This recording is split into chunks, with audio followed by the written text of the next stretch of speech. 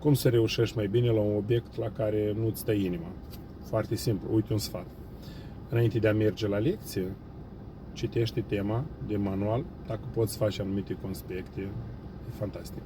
Acum sunt lecțiile online, nu degeaba învățăm limba română, rusă, engleză, franceză, germană, deci puteți găsiți resurse pe online, absolut în orice limbă. Sunt lecții scurte, sunt lecții fantastic gândite, foarte bine făcute. Deci înainte de a merge la o lecție, hai să presupunem că e obiectul care îl predau eu, fizica sau chimie. Îți vine greu să înțelegi.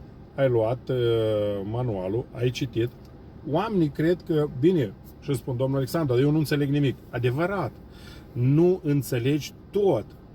Adevărat îi spui, am înțeles doar o mică parte. Și oamenii nu înțeleg cea mică parte e suficientă ca să-ți creezi baza și pentru următoarele teme. Asta e partea cea mai frumoasă. Plus, a doilea avantaj, tu vei pune alte întrebări decât pun colegii, tu vei pune întrebări de lămurire și vei repeta informația de 2 ori, o dată acasă, o dată la școală. Și atunci tu vei găsi posibil ori definiții mai ușoare, ori scheme, ori explicații mai bune. Succes la învățătură!